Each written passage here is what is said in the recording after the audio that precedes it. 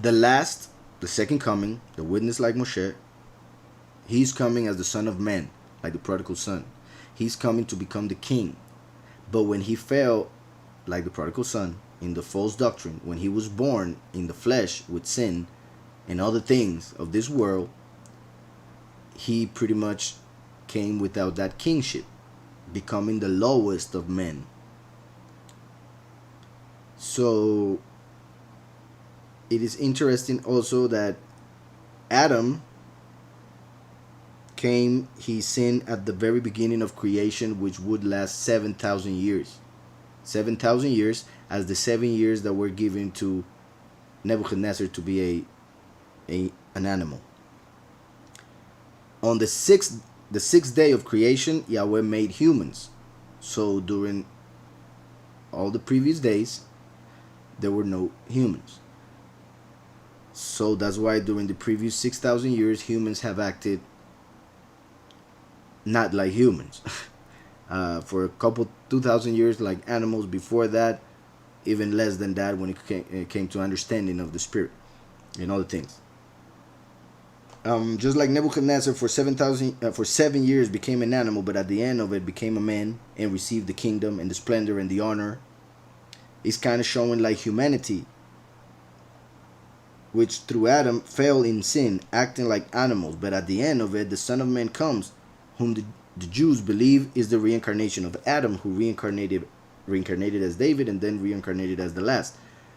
So that would be interesting, the connection between Adam and the last, the second coming, because through the sin, humanity became like lower than what Yahweh wanted them to be.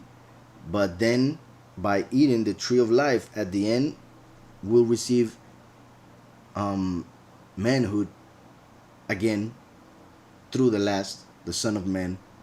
And once the Son of Man dies for it, he will receive kingship and the splendor and the honor that he once had in the presence of the Most High, which he lost when he entered the earth to preach, for instance, when it comes to the last, for the first 3.5 years. But for those 7 years that have to happen as the week of Daniel, the last week of Daniel. So he will come not as a king, hated by the whole world, as the lowest of all, and then he will manifest at the last of the 7 years in Har Megiddo as the king to destroy the enemies, and then in Judgment Day as the king before all humans that ever lived on human history that were resurrected at that moment. So after 7,000 years, like the 7 years of Nebuchadnezzar, the man will receive kingship over all creation.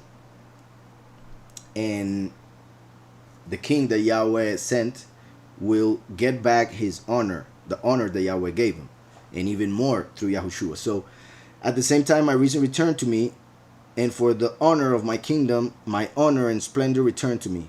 My counselors and nobles resorted to me.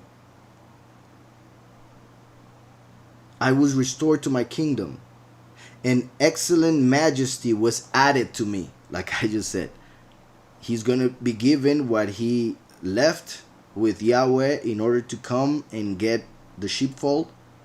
He will receive it back once he dies. But not only that, he will receive even more through what Yahushua did 2,000 years ago. So Yahweh will give the last and the 144,000 the double portion. Whatever they lost through sin, whatever Satan took from them, all the honor that Israel received when we received the Torah and when David was ruling over the kingdom, and a lot more. So I was restored to my kingdom. Also the fact that he is the king of Babylon, like the fact that the last comes in the middle of the spiritual Babylon in which this world is, being the king, but seen as an animal when it comes to the people, and even the Jewish people, because the Jewish people see Gentiles as animals. So since the last is coming, according to society nowadays, as a Gentile, to the Jews he will be an animal. So very interesting how Yahweh is doing things, and how he, the Almighty, can show us through one chapter a representation of the evil Lucifer, who's fallen, and the righteous Michael, who's coming, but through the false doctrine and part of the whole mission that Yahweh gave him, he had to fall while being a human, like the prodigal son.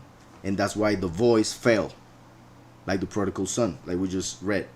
The voice that announced what would happen ended up falling. Why? Because he had to become a man eventually, after living like an animal according to the beliefs of society, and sin, of course, like the prodigal son. I hope all of that is clear, because it is very important and very interesting how those two interpretations can be taken from this one chapter. So, an excellent majesty was added to me.